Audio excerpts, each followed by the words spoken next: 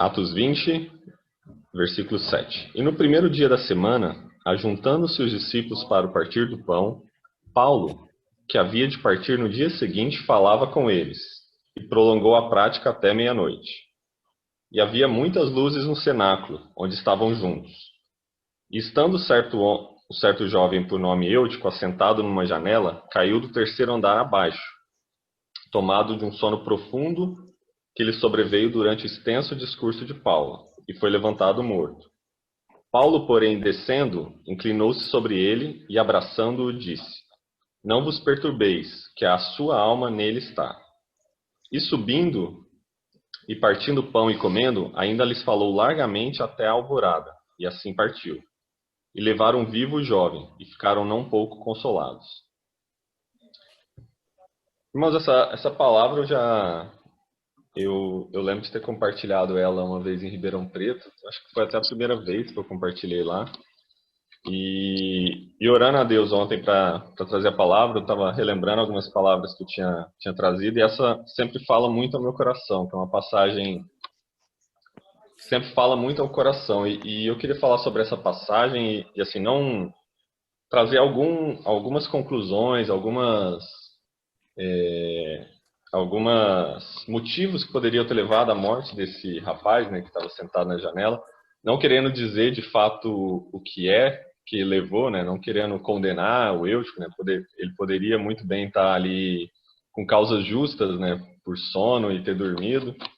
Então não quero dizer que foi por essas razões, mas como tudo na Bíblia não há nada por acaso escrito na Bíblia, né? Então essa passagem ela trouxe várias, várias conclusões, né? Várias lições para a minha vida. E é isso que eu queria compartilhar com vocês. Algumas dessas lições que essa passagem, né, dessa morte desse menino e ressurreição, né? E depois ele foi trazido à vida, que ela pode trazer para a gente, né? Então, eu numerei assim 4 motivos, né? 4 possíveis causas de Eutico ter pegado no sono e isso ter levado ele a cair do terceiro andar, né? Sobre essas causas que eu vou estar falando, né? A primeira, né? Ele estava indiferente à palavra ministrada. Pode ser um dos motivos que acabou levando ao sono, né? Quando a gente está indiferente a uma coisa que está sendo falada, alguma aula, né? Não sei quem já teve aula aí que deu muito sono, então é mais natural a gente pegar no sono quando a gente está indiferente, quando a gente não tá ali presente fisicamente, mas a mente está em outro lugar, né? A mente está em outra dimensão.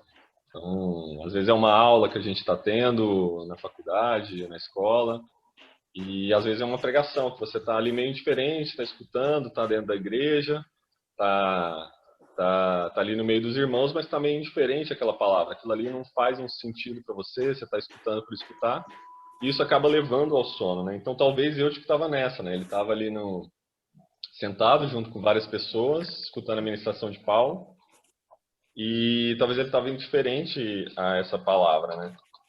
E ele estava perto da palavra, mas longe do impacto que ela produz, né? Ele estava perto de Paulo, estava ministrando, mas estava longe do impacto que ela produz. Vamos abrir lá em Hebreus 3,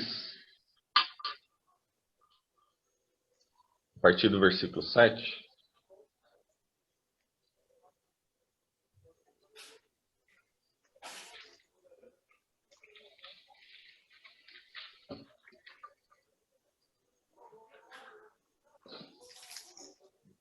Livro de Hebreus, capítulo 3, a partir do versículo 7.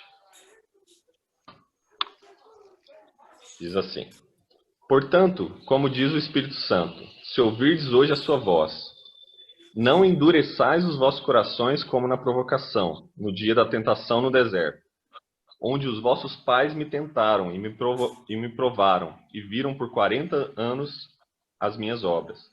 Por isso me indignei contra essa geração e disse: Esses sempre erram em seu coração e não conhecem os meus caminhos. Então, irmãos, às vezes a gente tá dentro da igreja, às vezes a gente está vendo até sinais e prodígios, né, que Deus faz, até milagres, Só que aquilo de alguma forma não, a gente está indiferente àquilo, né? A gente está com o nosso coração duro e aquilo ali fica indiferente, como lá no deserto, né? A gente não pode falar que aquele povo não viu milagre, né? Eles viram o mar se abrindo, e o mesmo mar que se abriu para eles passarem, depois foi o mar que derrubou todo o exército de Faraó. Eles viram maná todo dia vindo do céu. Quando eles reclamaram do maná, vinham a codorniz, né, a carne. Então é um povo que viu muitos sinais, só que de alguma forma eles ficaram indiferentes àquilo. Aquilo ali passou a ser cotidiano, talvez. Talvez passou a ser o. Tem um livro que eu li uma vez que falava sobre o milagre nosso de cada dia. Que aquilo ali passou a ser tão rotineiro e eles deixaram de ser gratos àquilo e ficaram indiferentes à palavra, né? Então tudo que Moisés falava ali parece que não entravam no coração deles, né? Passaram a ser indiferentes, né? A Ieda falou ontem no devocional sobre gratidão, né? E às vezes essas coisas rotineiras a gente passa a esquecer, né? De ser gratos, né? Todo dia a gente acorda, todo dia a gente está com saúde e a gente só vai lembrar disso quando a gente perde alguma coisa, né? Por que que o nosso coração é dessa forma, né? Não deveria ser, a gente não deveria ficar indiferente à palavra, né? Outra vez que eu preguei aqui eu falei sobre isso, né? Às vezes a gente está falando as coisas mais preciosas do mundo, né? Como Marta estava falando para Jesus ali ao encontrar ele depois da morte de Lázaro, né? Jesus estava falando para ela uma coisa extremamente preciosa, né? Que o irmão ia ressuscitar, tal. E ela fala: "Ah, eu sei, Jesus, eu sei desse papo aí que ele vai ressuscitar na ressurreição." Então ela está falando uma das coisas mais preciosas, né? Que é a ressurreição em Cristo. Só que ela está falando de uma forma indiferente àquilo. Ela queria que resolvesse o problema dela naquela hora, né? Então, às vezes a gente cai tanto numa rotina de bênçãos, de Deus nos abençoando, e, e a gente transforma aquilo ali como algo banal, e a gente passa a ser indiferente à palavra ministrada, né? Aquilo ali passa a ser cotidiano. Eu estou sempre escutando o Paulo falar, mesma coisa, enfim, estou escutando, e aquilo ali passa a ser indiferente, irmãos, e isso não deve acontecer, porque isso vai gerar sono nas nossas vidas, sono espiritual. De repente a gente vai cair como eu, tipo, estava dormindo e a gente vai cair e morrer. E não vai ter ninguém ali para que a gente possa viver de novo, né? Então eu, tipo, talvez ele tivesse nessa situação de estar ouvindo a palavra, mas está indiferente a ela, né? Então é preciso, irmãos, a gente encarnar essa palavra, né? Toda vez que a gente escuta uma palavra ministrada, isso não pode ser simplesmente letra, né? Uma filosofia, uma religião que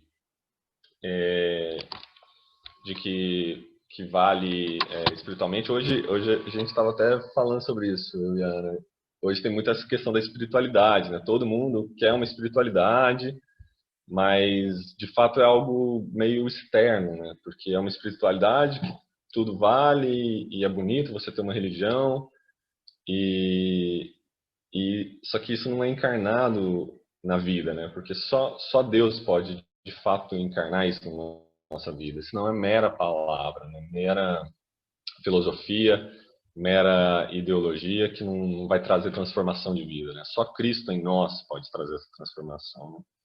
E quantas vezes a gente já não falou, né, de palavras, às vezes a gente já pregou, né? Até o Pedro trouxe o desafio semana passada, na reunião de oração, da gente levar a palavra para algumas pessoas. E quantas vezes a gente não fala do evangelho, as pessoas acham legal, tal, mas é para outro momento, para agora não. Eu já escutei isso já de pessoas falar para mim: Pedro, eu admiro o seu jeito de vida, tal, mas eu ainda tô jovem, eu quero curtir um pouco e talvez lá mais para frente eu passe a viver quando tiver casado, com uma família.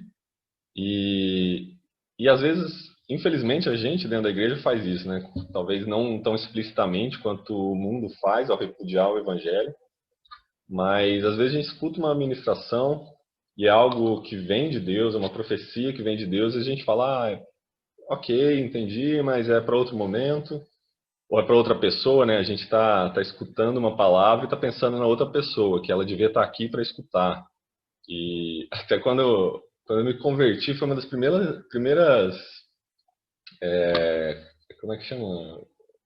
primeiras palavras que o pastor falou, as primeiras expressões que ele falou, que é assim, que a gente não deveria ser o crente pá, a gente devia ser o crente inchado. E o crente pá é aquele que pega a palavra, né? O pastor está trazendo uma ministração, está trazendo uma profecia, o pá pega assim, ó, essa valeu para o Paulo. Ó, essa daqui valeu para Rosângela, essa aqui valeu para Yara. E a gente está sempre ouvindo e achando que a outra pessoa devia estar ouvindo aquilo, né? Quando na verdade Deus está falando para mim, eu devia ser um inchado, né? Que ó, essa palavra foi para mim, vou encarnar ela. Essa outra palavra foi para mim, vou encarnar ela, né? Que Deus está falando comigo, né? E às vezes a gente tá indiferente à palavra ou a gente tá jogando essa palavra para outras pessoas, que outras pessoas deviam estar aqui ouvindo. E a gente está pensando em resolver as outras pessoas quando Deus está falando com a gente, está querendo que isso seja encarnado na nossa vida, né? A outra pessoa, Deus vai cuidar dela. E não convém a nós julgar, né? Porque às vezes a gente tá também, até eu e a Ana estava lendo um livro essa semana que às vezes as pessoas próximas, né, é muito mais fácil a gente odiar elas. E às vezes a gente ama uma pessoa que está longe, né? Ah, e tem misericórdia de uma pessoa que está longe.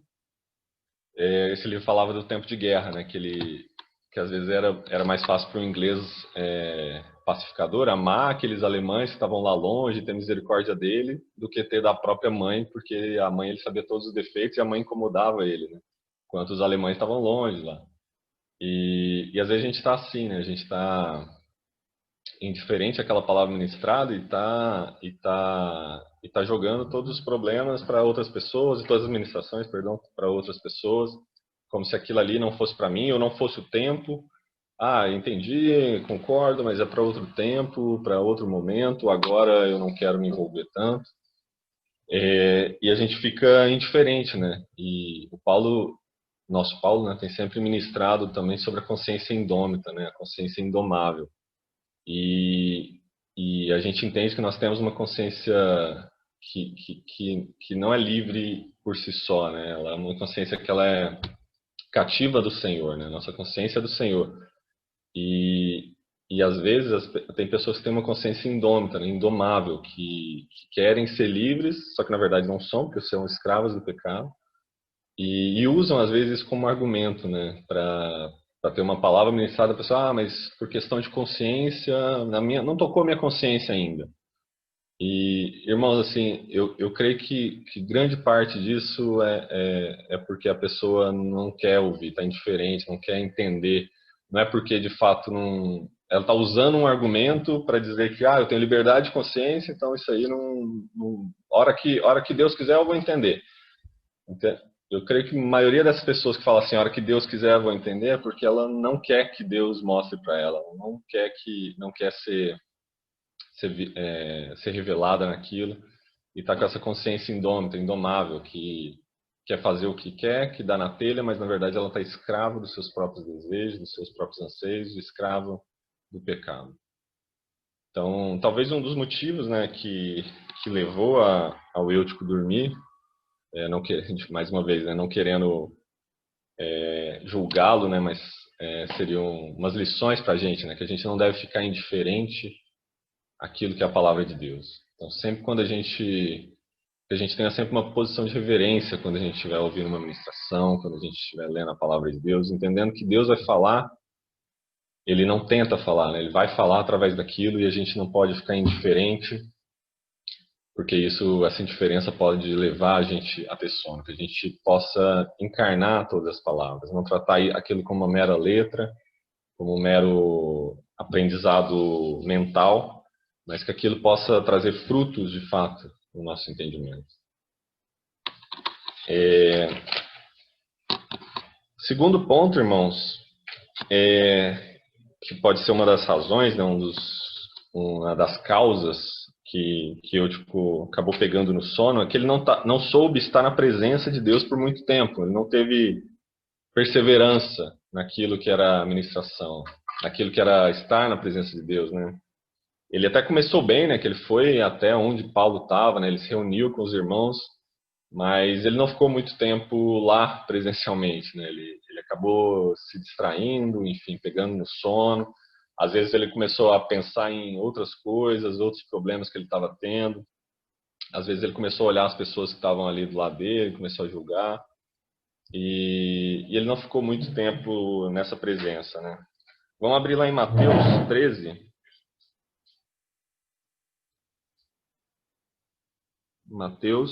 Livro de Mateus, capítulo 13.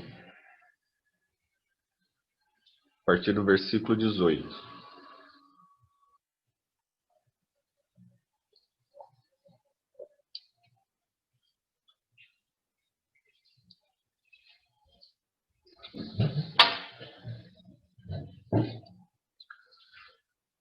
Amém?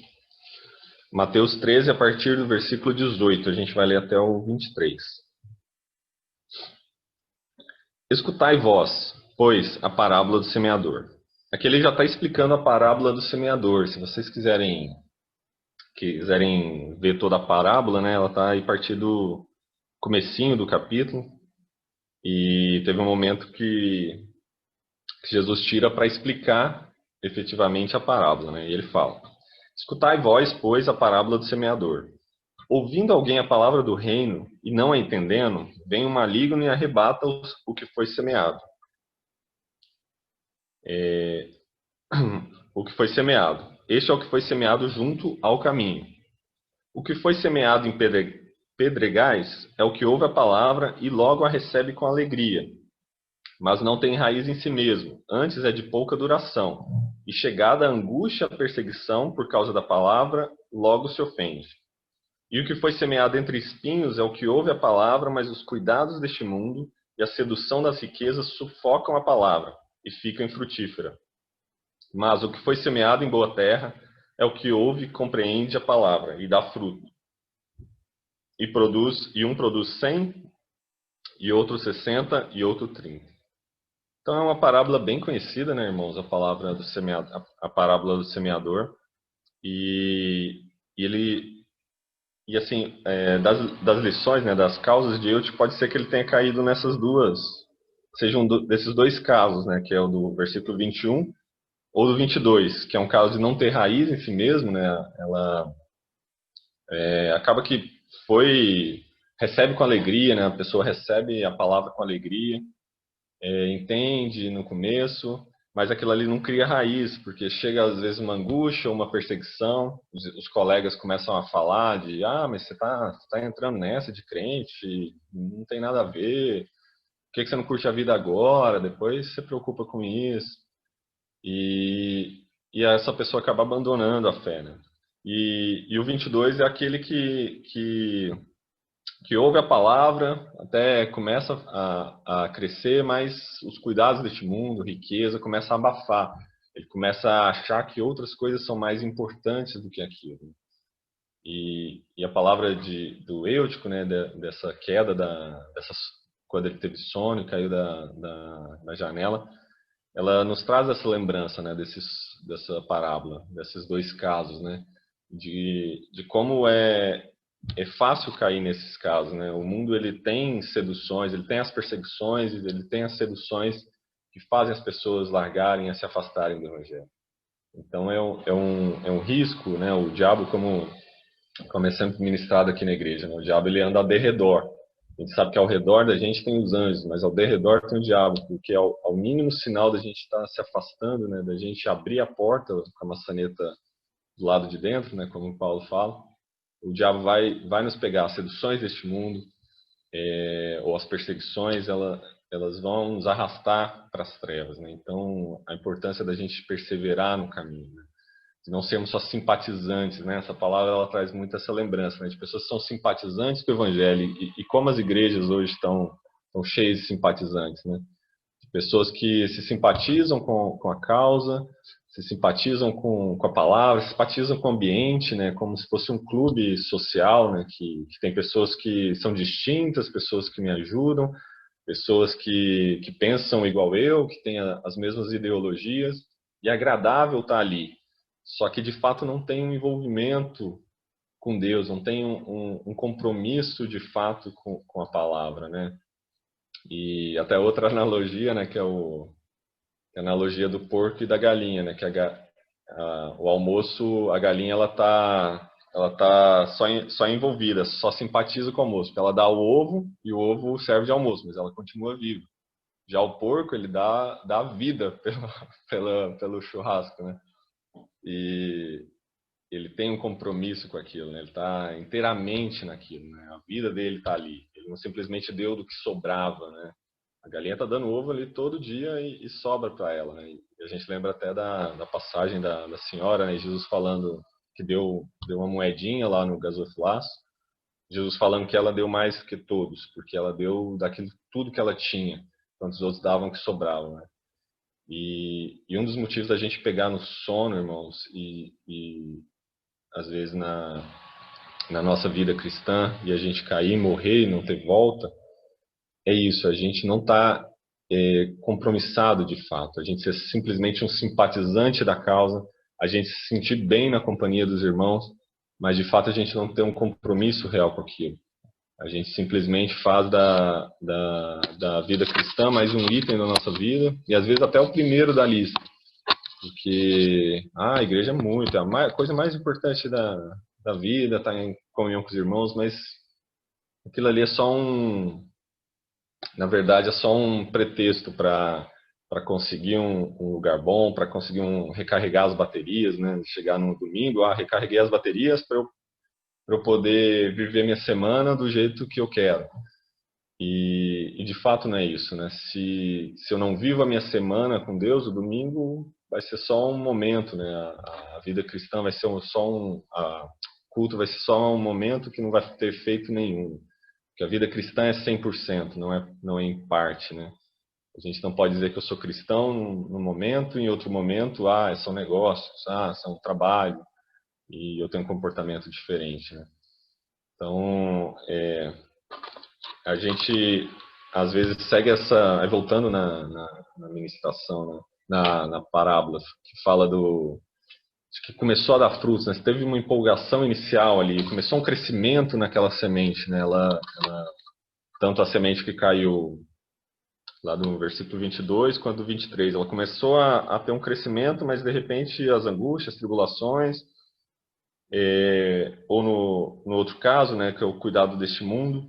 Então, começou ter um empolgamento, uma empolgação inicial, uma alegria, mas de repente isso começou a cair, é igual eu estava falando lá no primeiro caso, né? Às vezes começou a cair uma rotina e o desejo por algo novo começa, mas cadê? Eu quero de novo aquela empolgação inicial que eu tinha, aí começa a querer algo novo. Eu lembro de alguns anos atrás, a gente foi numa convenção de jovens, não lembro, acho que a Letícia estava também, foi lá em Goiânia, que chamava, que o tema era Igreja em Constante Reforma. Não sei se você estava nesse, Letícia. Estava, Tava, né? foi 2012, né? Faz 8 anos já. E eu acho que a Stephanie também, com certeza. A Stephanie estava. E, e falava igreja em constante reforma, né? E eu lembro que a gente ficou pensando, né, sobre a necessidade sempre de reformar a igreja. E uma coisa que Deus foi ministrando no nosso coração, né? A reforma por reforma é terrível, porque às vezes a gente fica numa vontade de sempre reformar e melhorar os métodos e querer mudar a igreja, mas na verdade isso é só um anseio por algo novo. E às vezes a gente está entrando nessa mesma onda dessas pessoas, são pessoas que caíram, dessas sementes, né, que caíram, começaram a crescer, mas de repente alguma coisa abafou.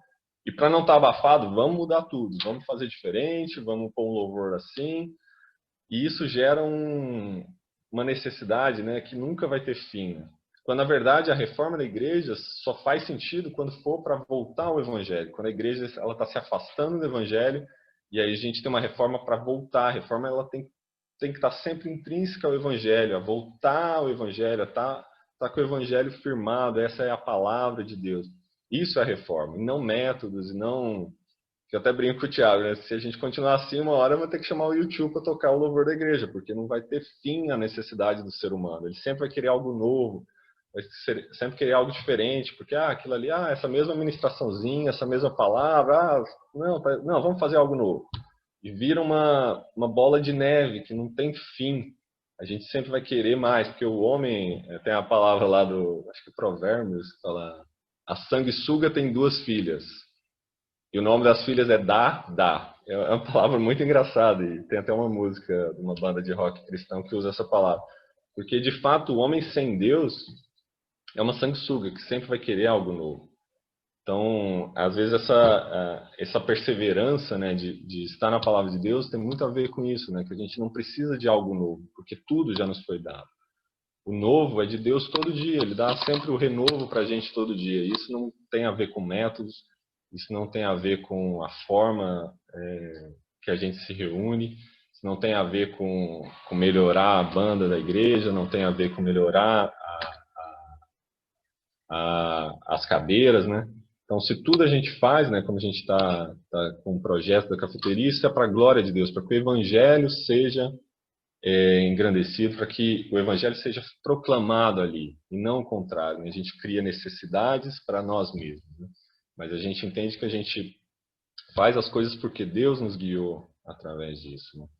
Então, talvez um dos motivos de Eutico ter dormido, um dos motivos dele ter tido sono, seja essa questão. Né? Ele não perseverou. Ali era só mais uma ministração que estava ali Paulo falando, e ele, mais uma ministração, de novo, vai ficar até tarde de novo, Paulo, nossa, fala demais esse cara, ele não é tão direto, ele é muito teológico, nossa, e dormiu. E, irmãos, a gente tem que perseverar, a perseverança, e Paulo até reforçou isso na sexta, né? Até a perseverança na oração a gente vai largando, né? E às vezes não está dando o efeito que eu quero, às vezes está dando, mas eu me acostumei com aquele efeito, né? Igual eu falei, o milagre nosso de cada dia se tornou tão comum que para mim eu precisaria de algo novo, de algo mais sensível, que eu pudesse sentir na minha pele, né? Alguma experiência grandiosa. E como a gente leu lá, experiências grandiosas não vão trazer transformação, não são grandes sinais e prodígios. Se fosse assim, a geração de Moisés teria toda ela entrado na Terra Prometida, porque todos eles viram as pragas, viram o mar se abrindo, viram o maná, viram codornizes, viram tudo isso, irmãos.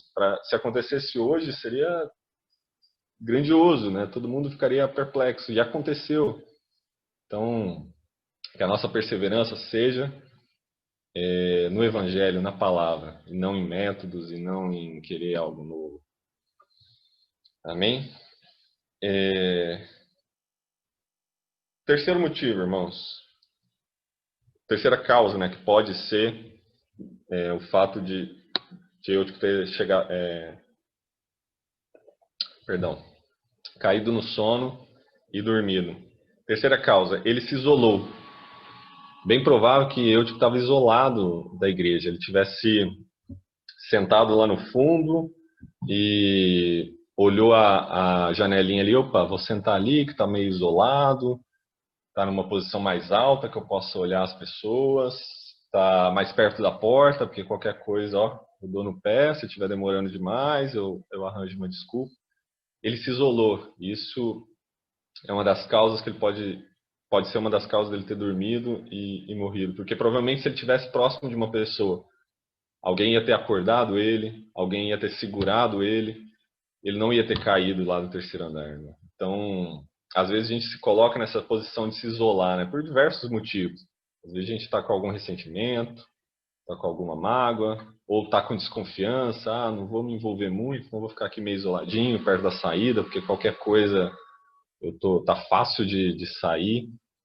E isso é terrível, irmãos, porque a gente às vezes vê irmãos que estavam próximos, né? Que estavam envolvidos, que estavam firmes com a gente, se isolando, às vezes por diversos motivos. E eu entendo que é exatamente o que o diabo quer, que se isola, né? Às vezes a pessoa está se isolando por vergonha, por algum pecado que cometeu, e ela passa a se isolar, e é exatamente o que o diabo quer, né? Teve uma série de propagandas de uma agência de turismo, não sei quem viu, que eram vários animais, assim, às vezes era um conjunto de formigas, né? Sempre passava uma propaganda, às vezes uma formiguinha sendo perseguida, né? E de repente ela juntava num grupo, né? Era como que chama aquele animal que come formiga? Tamanduá? Uhum. É tamanduá, né? Que tem um. Aí ele ia perseguindo uma formiguinha, de repente chegava num grupo, essas formiguinhas se uniam todas e virava uma bola gigante maior do que o nariz, lá, a boca do tamanduá, e ele não conseguia, ele acabava entupindo o nariz dele, ele jogava elas para fora, elas se salvavam. Depois tinha um grupo de pinguins, também estava andando sozinho, começava a ser perseguido por um tubarão, acho. E juntos eles acabavam se safando de alguma forma. E os peixes na rede também, enfim, teve uma sequência era muito interessante, que aí falava, era de uma agência de turismo, a justificativa da propaganda era que era melhor viajar em grupo do que viajar sozinho, porque tinha mais pessoas para ajudar, enfim. Mas trazendo isso para a realidade bíblica, Deus criou um corpo, né, para andar junto. Não é que ele não faça, não é que ele precise que a gente está junto, mas é um meta, é como ele criou isso, da graça divina. A gente não está sozinho nesse mundo. A gente está uma família. É muito bonito quando a Renata falou, né? Acho que do cunhado dela ou a irmã que falou que a gente é a família dela, né? E de fato isso porque a gente tem os familiares de sangue, mas foi falado, né? Eu acho que Paulo falou, o eterno não são os de sangue desse mundo, né? Os eternos são os do sangue de Cristo.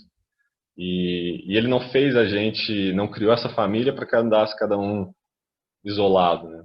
E glória a Deus pela tecnologia também, né? Porque apesar da gente estar longe fisicamente, hoje por causa do coronavírus, a gente está longe, que está em Araraquara, o Marcos em São Paulo, a gente pode estar juntos mesmo assim, né? Graças a Deus que Deus trouxe isso, esse algo novo para a gente, né?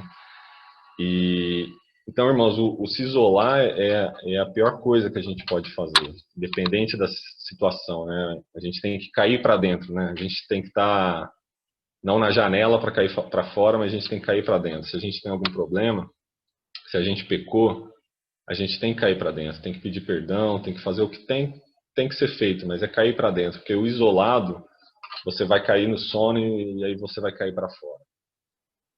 E talvez eu, que ele estava nessa, né? Não quis se envolver, ele ficou distante, talvez ele queria ficar mais perto da saída. Outra questão, né? Talvez ele ficou numa posição superior ali, ficou na janela, e as janelas geralmente são superiores, né? Se sentar na janela, você vai conseguir ver o auditório inteiro. Então talvez ele estava numa posição até de julgamento, né? De começar a olhar para as pessoas e falar, putz, né? Aquele cara ali, eu conheço ele está aqui ouvindo Paulo, que absurdo. Ele não faz nada do que Paulo está falando, ele está vivendo uma hipocrisia. Então, às vezes a gente se coloca também numa posição superior, de como eu não tivesse problema nenhum, não tivesse pecado, e nunca tivesse pecado, e começa a julgar as pessoas e dizer que elas são hipócritas, porque elas estão ouvindo aquilo e não estão agindo daquela forma. E a palavra sempre traz, a palavra de Deus sempre traz mensagens assim, né? Você quer falar do seu irmão, tira a primeira trave do seu olho. E às vezes a gente está nessa posição de julgar, né? Sentado superior, de que, deixa eu ver o que esse pessoal está falando para eu julgar, deixa eu tentar entender melhor, porque eu sou mais inteligente, ou eu tenho mais revelação.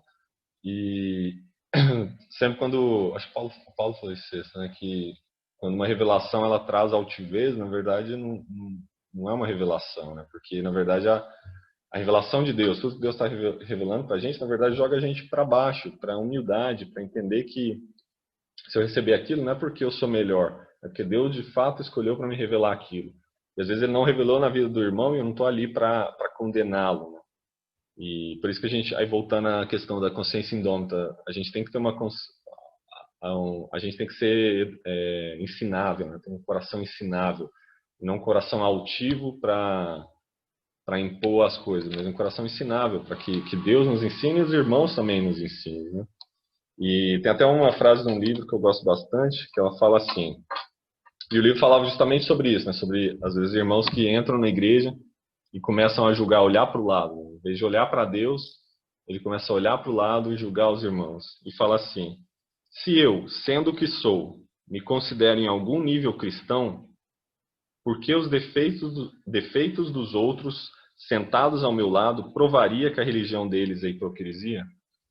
Então, o problema não está lá fora, né? O problema tá dentro de nós, se nós não entendemos isso. Então, que a nossa oração seja para que Deus nos renove a cada dia, nos transforme a cada dia, E eu não julgue os irmãos, eu entendo que eu fui resgatado das trevas, e se Deus foi misericordioso assim comigo, sabendo tudo que eu sei, tudo que eu pensei, tudo que eu fiz, e mesmo assim ele foi misericordioso, por que que ele não é com o irmão? Por que que eu vou julgar meu irmão e chamar ele de hipócrita, se eu mesmo fui resgatado lá das trevas, né? Então, o mesmo poder que me resgatou, resgata o irmão. Então, essa posição de se isolar é um problema, essa posição de se isolar e começar a julgar as pessoas é um problema. Que a gente não faça, não haja dessa forma, né? Vamos abrir lá em Provérbios, capítulo 18.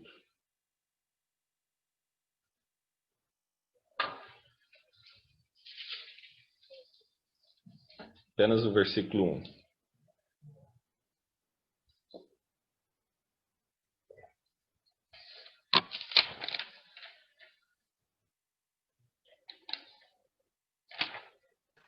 Fala assim, Desculpa, busca satisfazer.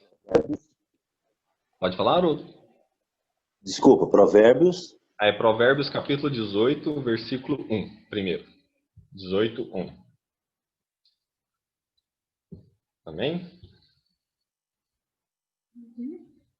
Busca satisfazer seu próprio desejo aquele que se isola. Ele se insurge contra toda a sabedoria. Então, é engraçado, né, irmãos? Ele fala de sabedoria e ele fala de que quem se isola, ele está buscando satisfazer os seus próprios desejos e está indo contra a própria sabedoria. E qual sabedoria é essa? Não é a sabedoria humana, porque a sabedoria humana ela vai falar assim, não, faz o que você quer mesmo, pensa em você, depois você pensa nos outros. Pensa primeiro em você, em resolver sua vida, em fazer as situações. Né? Tem aquele... Quem já viu o filme do Todo-Poderoso lá, do primeiro, do Jim Carrey lá? E é um filme muito legal, porque o, o Deus lá dá o poder para ele, né? Depois, no meio do filme, você vai descobrir que é só na cidade dele, né? Deus não deu o poder para ele ser Deus em todo o mundo. Mas aí ele resolve todos os problemas da vida dele, né? De repente Deus fala, mas e aí, o que você está fazendo? Você fez só para você? Ele, eu estava resolvendo primeiro minha vida, né? Para depois pensar nos outros e tal. E, e às vezes acontece que é isso mesmo, né? Se a gente fosse Deus por um dia, primeira coisa era a nossa lista de prioridades, as coisas a fazer na nossa vida.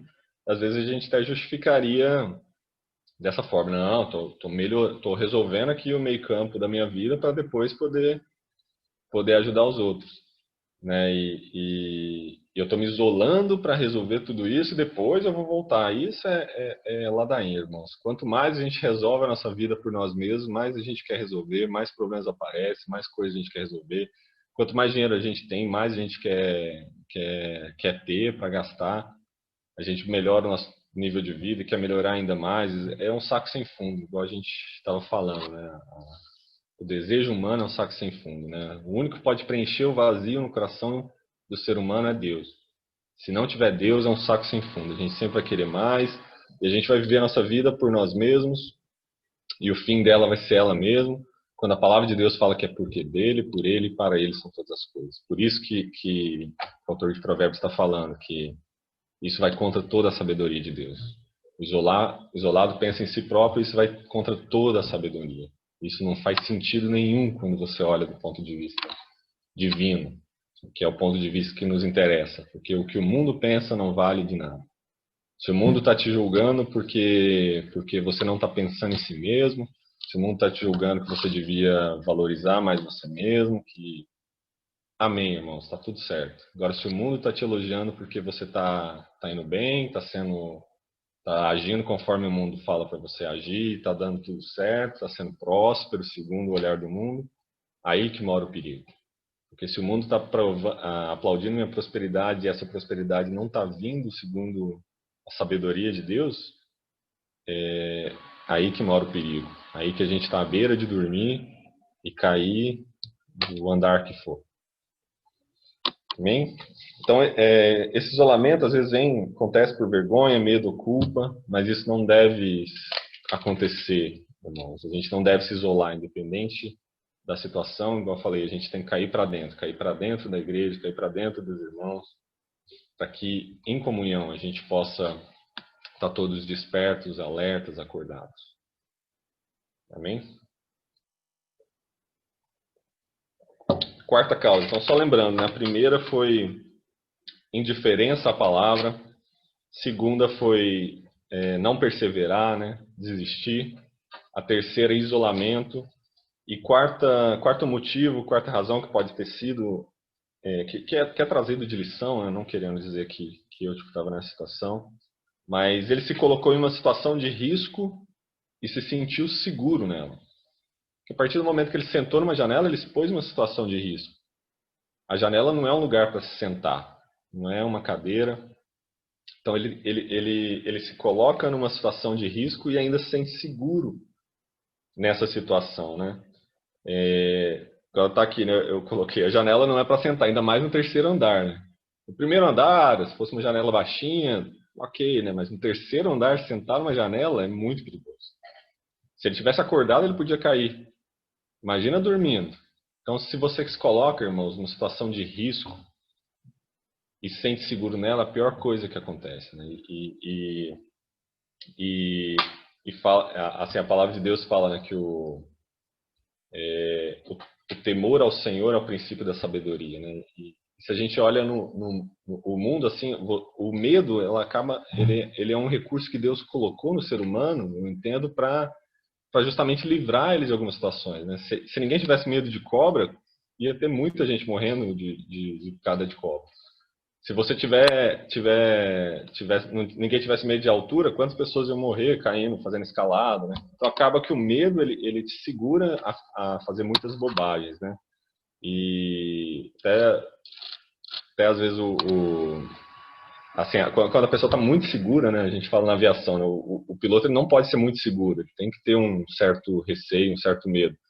Porque um piloto muito seguro daquilo, ele vai acabar fazendo bobagem. Quando você está muito seguro, às vezes dirigindo um carro, você está muito seguro, tem um risco, né? E quando a gente fala da palavra de Deus, né? De fato, o amor leva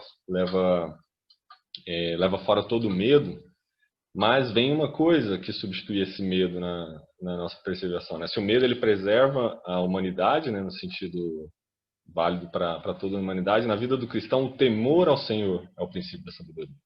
Então, eu não tenho mais medo de todas as coisas, mas eu tenho temor ao Senhor. E esse é o princípio da sabedoria. E é isso que me leva para frente. Então, se eu não tenho mais medo das coisas, mas agora eu tenho temor ao Senhor, então eu sei a quem eu sirvo. E é as obras que Ele prepara para mim que eu vou andar. Então eu não vou me sentir mais seguro em um lugar que ele não mandou eu estar, mas eu vou sentir seguro nos locais que ele mandou que eu estivesse e onde ele quer que eu esteja. É ali que é a minha segurança. Então não vou me colocar em posições de risco e me sentir seguro nela. Não vou me colocar em posições que não, tá tudo bem, beleza, eu tô com Deus e vou entrar nesse lugar, vou fazer isso, vou fazer aquilo. Posições podem ser não simplesmente locais, né? Pode não ser uma janela, mas pode ser também posições de decisões, de escolhas, de caráter, enfim. Vou ficar desse jeito porque tá tranquilo, não tenho medo de nada. E não é assim, né? A gente deve fazer e andar nas obras que Deus prepara para a gente, não no local, não na posição, não nas escolhas que eu faço para minha vida, né? Então não posso simplesmente fazer escolhas na minha vida achando que Deus vai abençoar todas elas porque Ele está comigo, mas eu tenho que de fato andar e me sentir seguro quando eu estou nos caminhos do Senhor, porque ali de fato não há medo algum. Eu estou no caminho do Senhor e pode naquele caminho ter tribulações, no vale da sombra da morte, como Paulo falou, vocês pode ter tribulações que for, mas eu estou seguro em Deus, porque eu temo ao Senhor e eu não temo mais nada. Mas ali eu estou seguro, ali é a minha segurança. Porque eu não me coloquei em uma posição de risco, mas eu me coloquei onde Deus quer que eu esteja, né? E vamos ler lá em Isaías 5:20?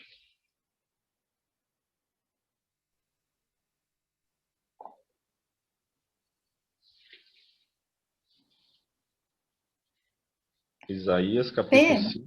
Oi, pode falar. posso fazer um comentário? Pode. Quem é? Lari, pode falar. Sou eu. É, eu tenho, eu trabalho para algumas pessoas, né? Eu tenho dois chefes e eu percebo que eles já me conheceram nessa questão de caráter. E eu vejo que eles não me pedem certas coisas, né? Assim, certas coisas eu não posso pedir para Larissa, porque eu sei que ela é cristã. Então, Uhum. eu acho interessante isso, né? É bom que Hum, eles sabem até o que eles podem me pedir. Eles falam legal. assim, isso eu não peço para Larissa. Eles sabem até que nível que eu vou por eles, sabe? Uhum. Então, achei interessante falar isso para vocês. Não, legal. E isso faz parte, né, de posições, igual eu falei, às vezes não é um local físico, né? Mas é uma posição que a gente tem como cristãos, que a gente se coloca, quer dizer, que Deus nos coloca ali, né? E ali a gente tem segurança, porque ali eu tenho certeza e ali eu tenho convicção. E independente do que o mundo fala, do que o mundo diz que eu devia ou não fazer, eu estou seguro ali. Agora, quando eu me coloco numa posição que eu me sinto por mim mesmo, pela minha cabeça, seguro, ali que é o perigo. Porque a pior coisa é você estar seguro num local que não é seguro para você. E fora da vontade de Deus, com certeza não é um lugar seguro para o cristão estar. E às vezes a gente está se colocando nessas janelas aí no terceiro andar e se sentindo seguro, né?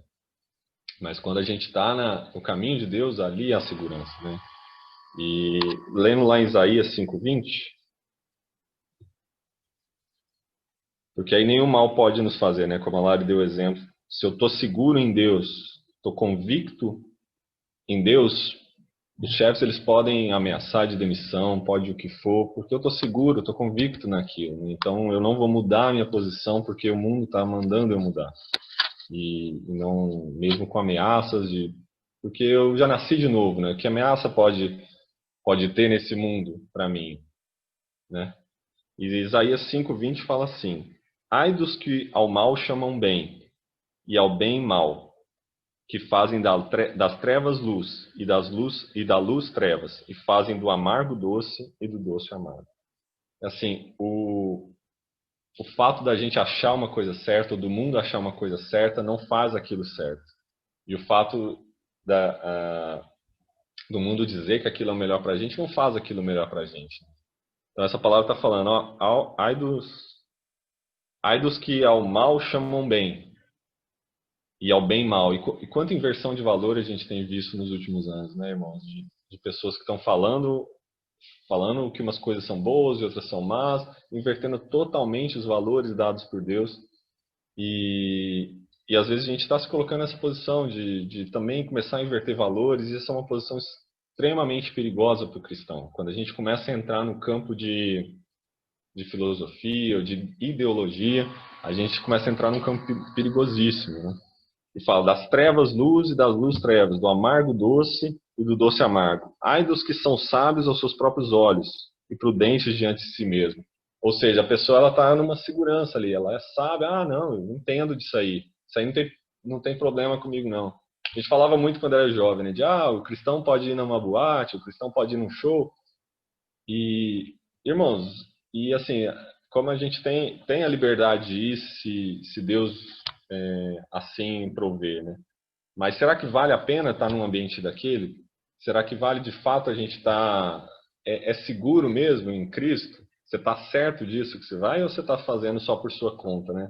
A gente falava muito disso. E na nossa vida, às vezes, igual eu falei, não só posições físicas, não só locais, né?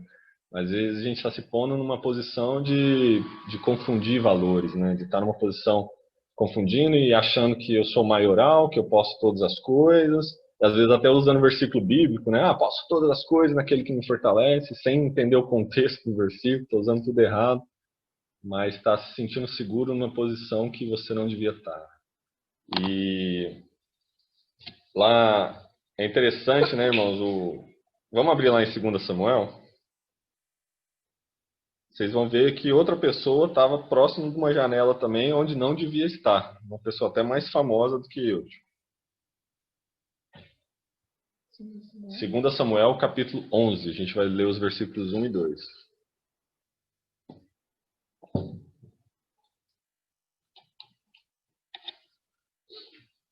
Amém? 2 Samuel 11, 1 e 2. E aconteceu que, tendo decorrido um ano, no tempo em que os reis saem à guerra, importante isso, irmãos, no tempo em que os reis saem à guerra, enviou Davi a Joabe e com ele os seus servos, e a todo Israel. E eles destruíram os filhos de Amon e cercaram a Rabá, porém Davi ficou em Jerusalém. E aconteceu que numa tarde Davi se levantou do seu leito e andava passeando no terraço da casa real. E viu do terraço uma mulher que estava se lavando. E era essa mulher muito formosa à vista.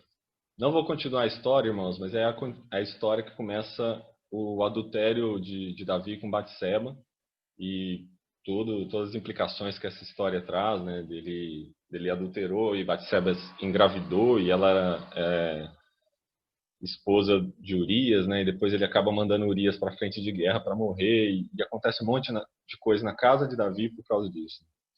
E é interessante, ele não estava muito bem numa janela, né? Mas estava no terraço, como se fosse uma janela. Um local que não era para ele estar, como fala o versículo 1, né? Que era o tempo que os reis iam à guerra. O que Davi estava fazendo ali?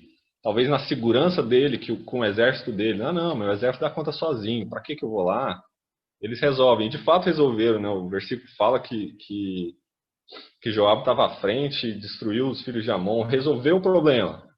Então, numa segurança falsa, Davi estava num local que ele não devia estar. E como um local que ele não devia estar, aconteceu vários acontecimentos por causa disso, né?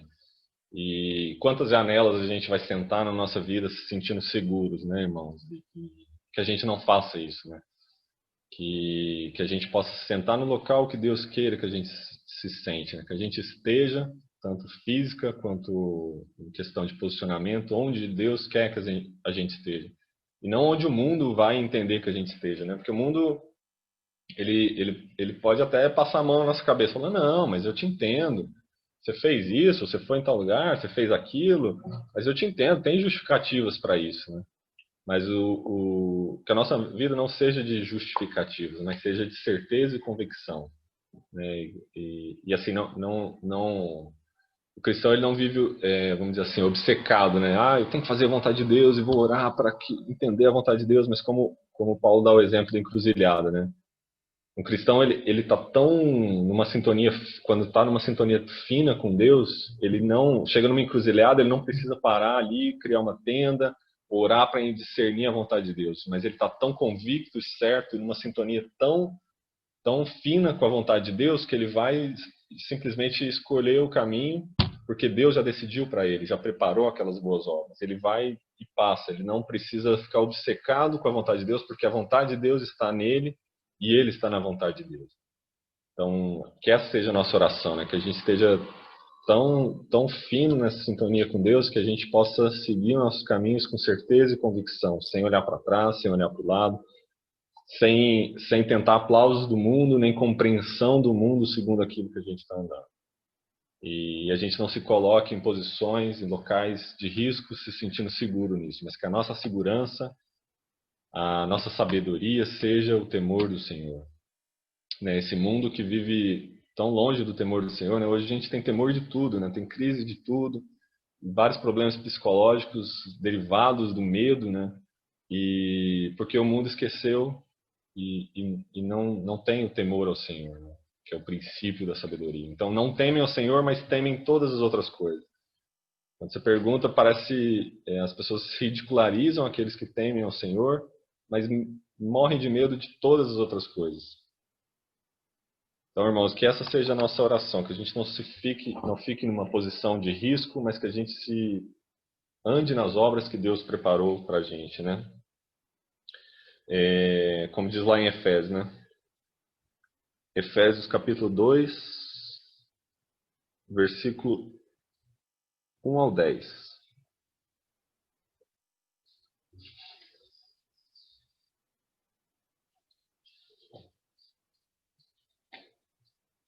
Paulo, apóstolo de Jesus Cristo, pela vontade de Deus, aos santos que estão em Éfeso e fiéis em Cristo Jesus. A vós graça e paz da parte de Deus, nosso Pai e do Senhor Jesus Cristo. Bendito Deus e Pai do nosso Senhor Jesus Cristo, o qual nos abençoou com todas as bênçãos celestiais. Todas as bênçãos espirituais nos lugares celestiais em Cristo. como também nos elegeu nele antes da fundação do mundo, para que fôssemos santos e irrepreensíveis diante dele em amor. E nos predestinou para filhos de adoção por Jesus Cristo, para si mesmo, segundo o beneplácito da sua vontade, para louvor da sua glória, para louvor da glória de sua graça, pela qual nos fez agradáveis a si no amado, em quem temos a redenção pelo seu sangue, a remissão das ofensas, segundo as riquezas de sua graça, que ele fez abundar para conosco em toda a sabedoria e prudência, descobrindo-nos o mistério da sua vontade, segundo o seu beneplácito, que propusera em si mesmo, de tornar a congregar em Cristo todas as coisas, na dispensação da plenitude dos tempos, tanto as que estão no céu, quanto as que estão na terra. Eu li Efésios 1, né? Agora vamos ler o Efésios 2, que era o 2. Bem que eu estava anotando aqui. Efésios 2, do 1 ao 10, perdão, irmão. E vos vivificou, estando vós mortos em ofensas e pecados, em que noutro tempo andastes segundo o curso deste mundo, segundo o príncipe das potestades do ar, do Espírito que agora opera em nós e opera nos filhos da desobediência, entre os quais todos nós também antes andávamos nos desejos da nossa carne, fazendo a vontade da carne e dos pensamentos, e éramos por natureza filhos da ira, como os outros também. Mas Deus, que é riquíssimo em misericórdia, pelo seu muito amor com que nos amou, estando nós ainda mortos em nossas ofensas, nos vivificou juntamente com Cristo, pela graça sois salvos, e nos ressuscitou juntamente com ele e nos fez assentar nos lugares celestiais, em Cristo Jesus, para mostrar nos séculos vindouros as abundantes riquezas da sua graça, pela sua benignidade para conosco em Cristo Jesus. Porque pelas graças sois salvos, por meio da fé. E isso não vem de vós, é dom de Deus. Não vem das obras, para que ninguém se glorie. Porque somos feitura sua, criados em Cristo Jesus para as boas obras, as quais Deus preparou para que andássemos nela.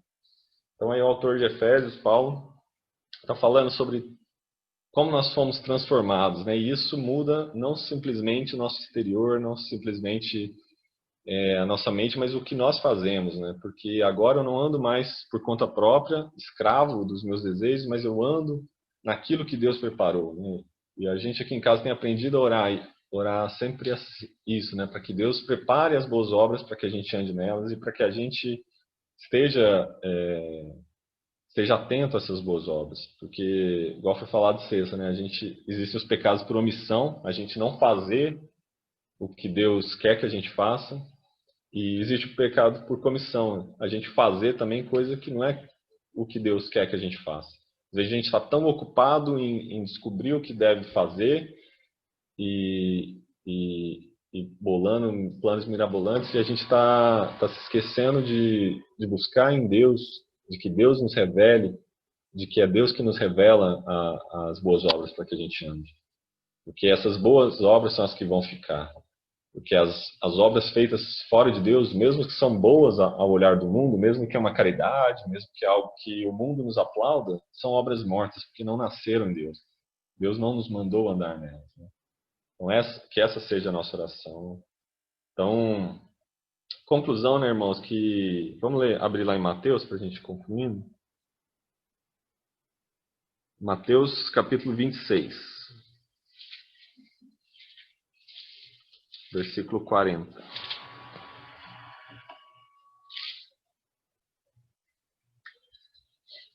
Jesus falando assim. Mateus, capítulo 26, versículo 40 e 41. E voltando para os seus discípulos, achou-os adormecidos. E disse a Pedro: Então nem uma hora pudesses velar comigo? Vigiai e orai, para que não entreis em tentação. Na verdade, o espírito está pronto, mas a carne é fraca.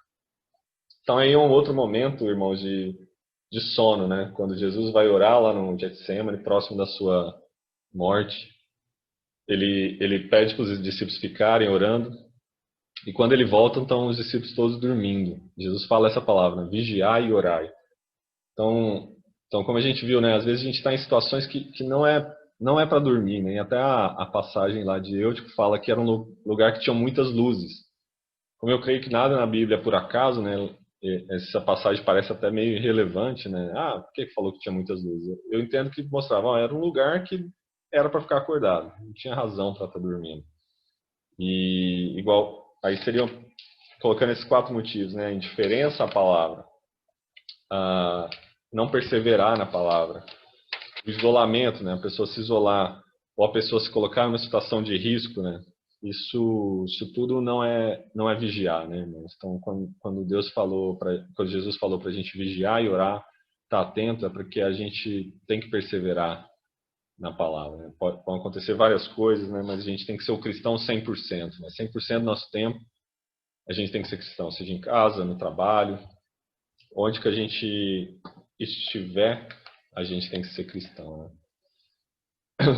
Tem que viver o evangelho, né? E lá em Apocalipse fala, né, até uma das passagens que no meu ponto de vista também argumentam a favor da existência de fato da apostasia, que é Apocalipse 3, 15 e 16, que fala que seja quente, né, o frio, mas o morno Deus vai vomitar. Depois, se vocês quiserem ver, está em Apocalipse 3, 15 e 16. E isso é uma palavra muito forte, né? Porque às vezes a gente está dentro da igreja, a gente recebeu a palavra, a gente veio para a luz e, e a gente está adormecendo e está saindo do redor, a gente está indo para o derredor, e no derredor quem habita é o diabo, né? Então, que a gente não seja morno e Deus nos vomite da boca, mas que a gente seja quente, que a gente continue firmes na palavra de Deus. Já tem um livro, eu ia ler algumas passagens, vou ler talvez uma ou duas, que ele fala muito sobre essa questão de ser morno. O livro é do Francis Schaeffer, não é o Francis Schaeffer. Francis Schaeffer é um americano, não sei se todos conhecem. O livro chama Louco Amor, e ele fala muito dessa questão de mornidão, de como é fácil para o cristão entrar no estado de mornidão, de indiferença, de sonolência e apatia, e quão isso é perigoso e muitas vezes irreversível, né? E como a gente tem que ter cuidado. Ele traz uma série de exemplos e que tocou muito no meu coração, e são palavras duras, assim. Até eu compartilhei uma vez com um grupo de jovens e falei, já que eu escutei, eu vou fazer todo mundo escutar também. Por que eu vou escutar essas palavras duras sozinho? Mas é duro, mas é verdade, assim, a gente tem que tomar muito cuidado. Ele fala assim, ó, que às vezes a gente está achando que está quente e a gente está mais próximo do morno do que do quente. Ele fala assim, ó, pessoas mornas frequentam a igreja regularmente. É isso que se espera delas, pois é o que se acredita ser o comportamento dos bons cristãos, entre aspas. Por isso vão sempre aos cultos. E fala assim, Isaías 29:13, ele dá um exemplo de versículo. O Senhor diz, esse povo se aproxima de mim com a boca e honra com os lábios, mas o seu coração está longe de mim. A adoração que me presta é feita só de regras ensinadas por homens. Aí fala assim, pessoas mornas tendem a escolher o que é popular e desprezar o que é certo quando estão em conflito. Elas desejam viver bem tanto dentro quanto fora da igreja. Se preocupam mais com o que o povo pensa sobre o que elas fazem, como ir à igreja e entregar o dízimo, do que com o que Deus pensa de seu coração e de sua vida. Irmãos, isso é terrível, porque de fato às vezes a gente se pega preocupando mais com o que o povo pensa do que o que Deus está pensando de mim. Às vezes eu vou falar uma coisa e estou preocupando mais do como isso vai ser recebido do que como Deus vai ficar se eu falar isso ou como eu vou falar. E fala assim, Lucas 6:26. Ai de vocês quando todos falarem bem de vocês, pois assim os antepassados deles trataram os falsos profetas. Aqui, esse é interessante. Pessoas mornas medem seu grau de moralidade ou bondade comparando-se com o mundo. Elas se sentem satisfeitas porque, mesmo não sendo tão dedicadas a Jesus quanto os radicais, também não são tão horríveis quanto aquele sujeito que mora no fim da rua. Fala assim, o fariseu em pé orava no íntimo, Deus, eu te agradeço porque não sou como os outros homens, ladrões, corruptos, adúlteros, nem mesmo com este publicano. Jejuo 2 vezes por semana e dou o dízimo de tudo quanto eu ganho. Lucas 18:11-12. Irmãos, a nossa régua não é o mundo. Não adianta eu me comparar com o mundo e chegar para Deus, eu sou bonzinho porque eu sou melhor que aquela pessoa. A nossa régua é Deus. E não é difícil viver isso, né? Como Paulo fala, é impossível. Se não é Deus agindo através de mim, eu não consigo. É impossível. Então, que Deus age através de nós. Eu não me compare com o mundo, nem para o mal, nem para o bem, né? De achar que eu sou pior ou melhor, mas que a régua de Deus esteja em mim, porque Ele está em mim agindo. Não porque as minhas obras falam, mas porque Ele fala através das obras que Ele prepara para mim. Amém? Só o último para terminar.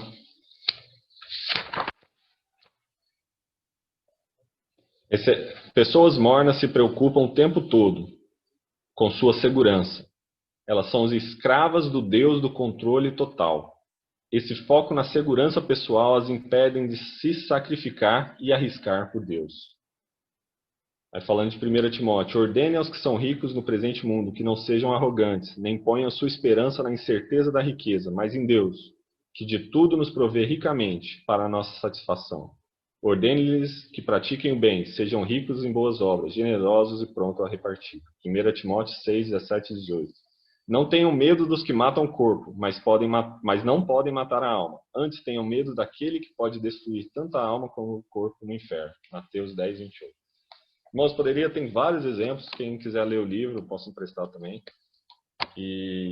Mas são coisas que impactaram muito, assim, porque às vezes a gente acha que está quente, mas de fato é um comportamento morno. Às vezes a gente está, igual ele fala, né? Eu não sou igual àqueles cristãos radicais, mas Deus não exige isso também. E às vezes isso de fato é um comportamento de alguém que está indiferente, que está se isolando, que está morno, que está entrando no estado de apatia.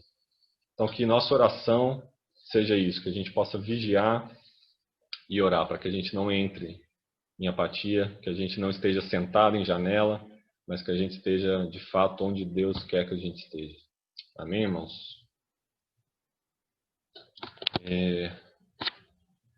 Antes de orar, eu queria se alguém quiser falar alguma coisa. Eu achei que ia ser rapidinho, a hora que eu fiz a ministração, acabou aqui.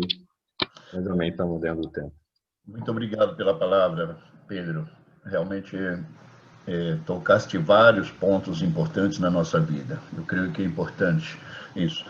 Eu gostaria de destacar bom, como a gente poderia destacar muita coisa, né? Mas duas coisas que ficaram dando volta, né? Naquilo que você mencionou. Uma coisa que nós também temos conversado, né, como igreja, que quão perigosas são a indiferença, a apatia, o isolamento, né? Porque o isolamento nos fala, segundo a Escritura, de que estamos demasiado ocupados conosco mesmos. E isso é perigoso, somado com a indiferença e a apatia. E como eu já disse, nós temos conversado sobre isso, né? As consequências podem ser a dureza de coração, né? E finalmente a apostasia também. Então é perigosíssima a indiferença e a apatia com respeito à palavra, com respeito às coisas de Deus. Você mencionou sobre essa ida que vocês tiveram, né? Esse evento sobre a reforma, essa reforma que se deve dar constantemente. É curioso, mas nós sempre lembramos da reforma como um evento na história, né? Mas esquecemos que o evento da história da reforma é consequência, na verdade, de que a verdadeira reforma começou no coração de Lutero. Não começou num dia histórico da vida, senão começou no coração. Toda reforma, todo avivamento, realmente começa no coração da pessoa. Depois se converte num evento histórico. Eventualmente, né? Então, basicamente eu queria destacar isso e agradecer você pela dedicação e pelo tudo aquilo que você pôde compartilhar para a gente hoje. Amém, Paulo. Obrigado. Xará, Quero falar algo aí também. Primeiramente, agradecer, viu, pela palavra e agradecer mais ainda por Deus, porque essa manhã não foi pregada uma palavra pelo Pedrinho, e eu digo isso, eu acho que muitos irão de concordar, mas foi Cristo usando o Pedrinho para falar nossos entendimentos, nosso coração. Porque eu procuro sempre falar que um bom culto, né, uma boa reunião, é aquela que o verdadeiro pregador fala, que é Cristo. e não a pessoa que está à frente ministrando. E essa manhã, por mais uma vez, eu ouvi Cristo através de você falando com todos nós, irmão. Grato pela sua vida, viu? Por tudo que o Senhor tem feito na sua vida e que Ele siga caminhando, te ministrando e te capacitando cada vez mais a entregar essas palavras de sabedoria, essas palavras tão fiéis para todos aqueles que ouçam. Obrigado, irmão. Amém, Xará. Glória a Deus. Eu quero falar também. Agradecer, Pedrinho, por entregar essa palavra. E outra coisa que me chamou também a atenção no texto é que fala que eles estavam unidos para partir o pão. Verdade. Então, realmente, esse moço não tinha que estar sendo na janela, ele tinha que estar à mesa, né? Que é o lugar da comunhão, que é o lugar da gente expor as nossas vidas, né? Dos nossos irmãos. Isso é muito importante. Essa questão da pessoa se isolar, da pessoa ficar no próprio mundo dela, é extremamente perigoso, é extremamente perigoso no sentido de buscar os próprios interesses. E Cristo não nos chama disso, né? Então, assim, muito obrigada, Pedro, por nos lembrar, por mostrar as nossas vidas. E eu quero o livro Estado, sim, qual é que eu vou ir buscar. Beleza. Ô Pedro, Diga, seu Jairo. ô Pedro, Estou te ouvindo. queria dizer uma frase aqui com o irmão. É que hoje eu gosto muito assim de voltar às pessoas, às vezes converso com uma simples palavra. Eu falo com um moço, um vizinho meu, por que a Igreja Católica ora o Pai Nosso e não diz porque o teu reino, o poder e a glória para sempre? Então, é uma simples palavra da qual não é dado às pessoas que não têm Cristo no seu coração. Outra coisa, todo mundo crê no Senhor Jesus. Eu creio.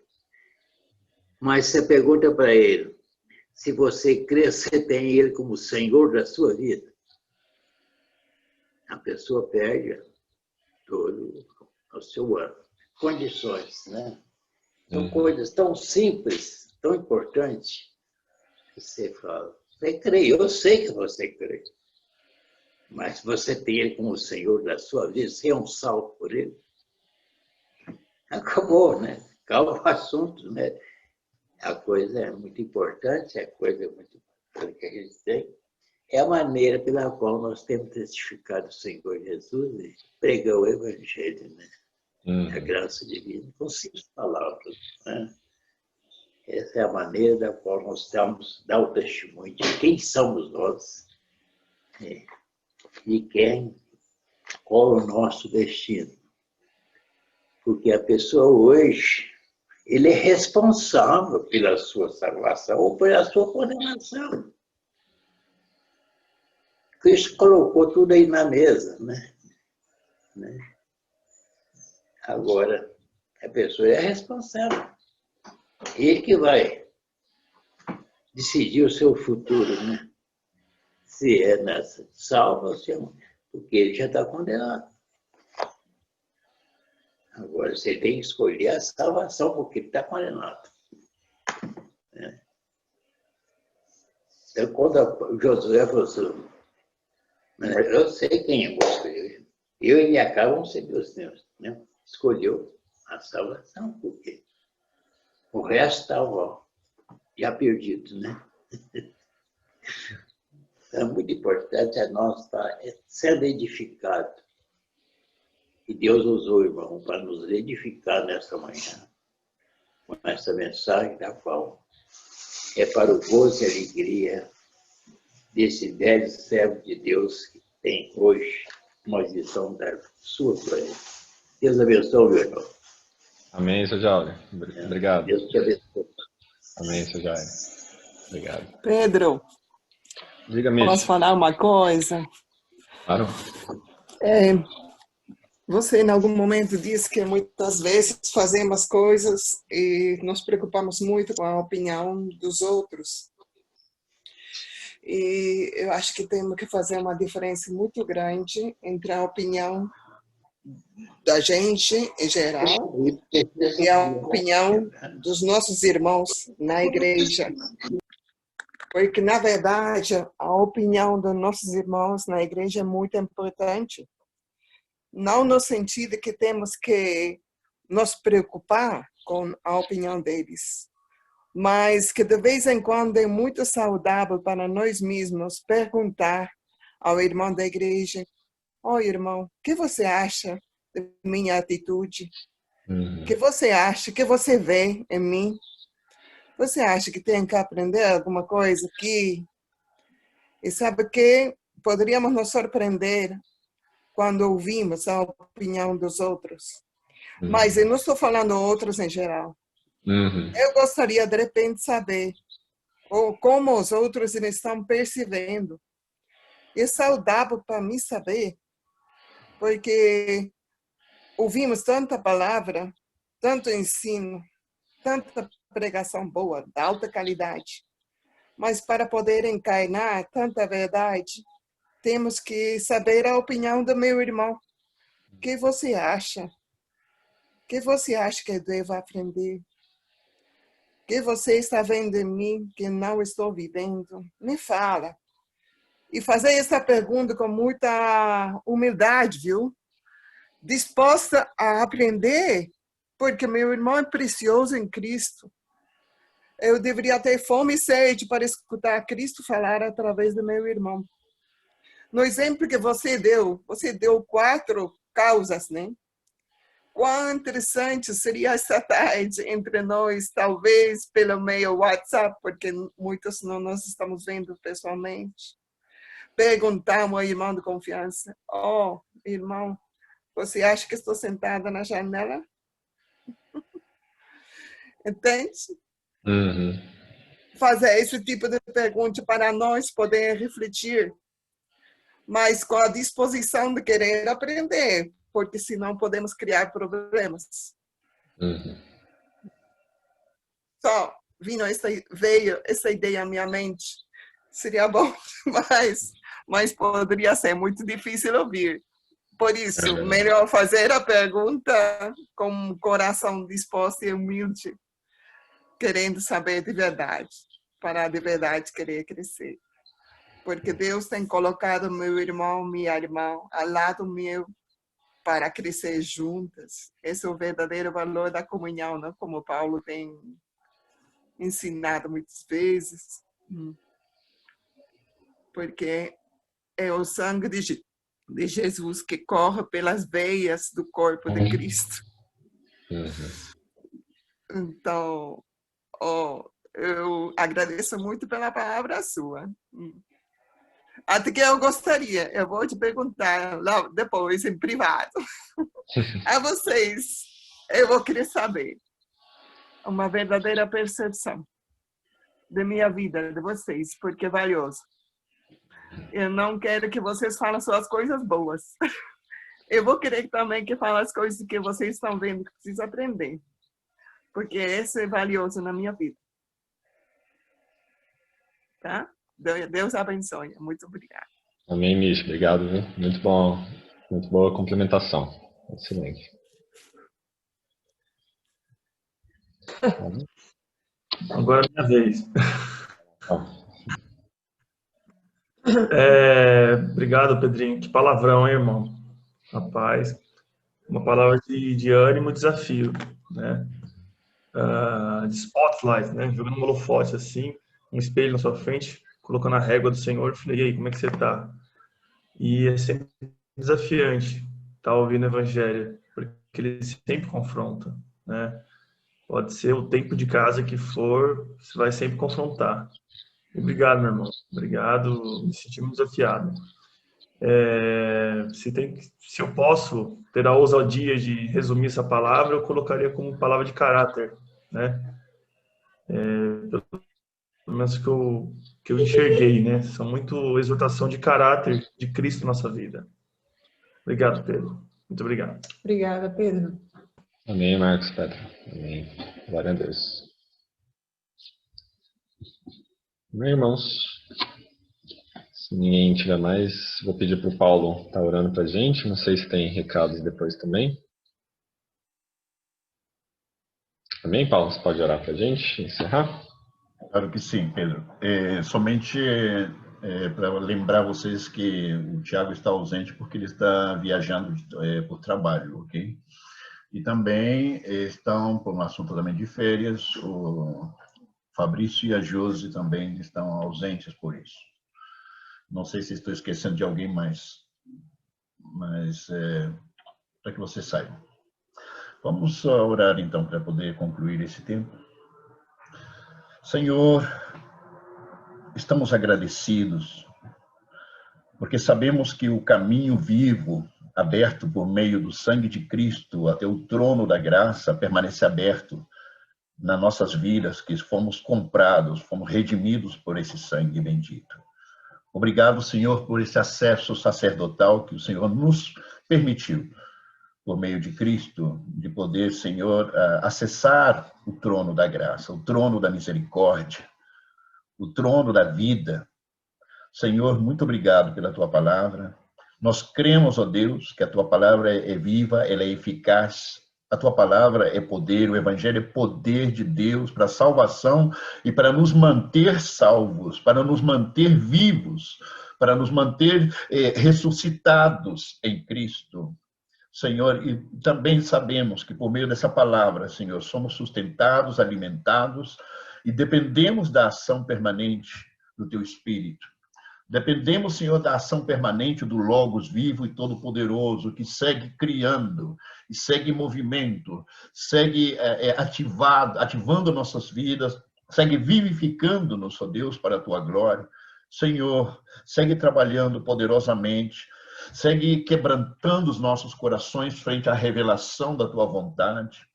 Segue, Senhor, despertando nossos espíritos, nossas consciências, nossos corações, nossas mentes, nossos corpos físicos. Senhor, segue despertando, Senhor. Segue, Senhor, advertindo as nossas vidas frente a todo tipo de ameaça e perigo com o qual somos assediados permanentemente, Senhor. Sabemos, ó Deus, que vivemos tempos difíceis, tempos onde é tão fácil, Senhor, cair na indiferença, cair na apatia, Senhor, cair no isolamento. Senhor, é tão fácil, esses tempos são difíceis, mas sabemos, ó Deus, que podemos, Senhor, ser alcançados pela essa vida gloriosa uma e outra vez, ser renovados uma e outra vez, ser reformados no nosso espírito, nos nossos corações, uma e outra vez, Senhor, para nos manter acesos, Senhor, como a luz a qual nós fomos constituídos por Ti, luz do mundo, assim como Tu, Jesus. Senhor, segue trabalhando poderosamente nas nossas vidas, segue nos alcançando em todas as áreas da nossa vida, no qual só é necessário que sejamos alcançados por Ti. Siga, Senhor, tocando nossas vidas, ó Deus, e siga mantendo-nos, Senhor, na força e no poder da Tua graça, na força e no poder da Tua presença, na força e no poder do Teu Espírito, Senhor, porque precisamos, somos necessitados dia tras dia. E, Senhor, mantém nossas mentes e corações, nossos espíritos alertas também, sobre a necessidade de nos manter agarrados, ó Deus, da cruz do Calvário. Porque nessa cruz de morte é onde há vida. Senhor, segue abrindo o nosso entendimento com respeito a isso.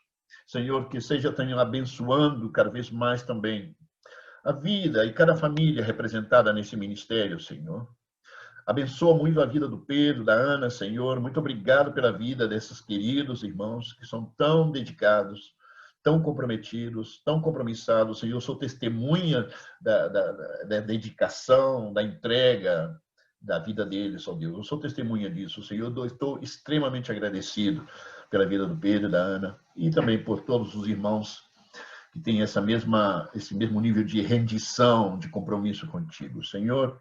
E aqueles, ó Deus, que estão cansados, aqueles que estão de alguma forma, Senhor, distraídos, aqueles que estão de alguma forma desanimados, Senhor, estende a Tua mão poderosa e neste mesmo dia, Senhor, dá um toque sobrenatural e desperta, ó Deus, de qualquer tipo, de qualquer nível de sono de morte. Em nome de Jesus, Senhor, seja o Senhor operando com teu poder, a tua glória, o teu poder, a tua graça neste dia, na vida de todos nós.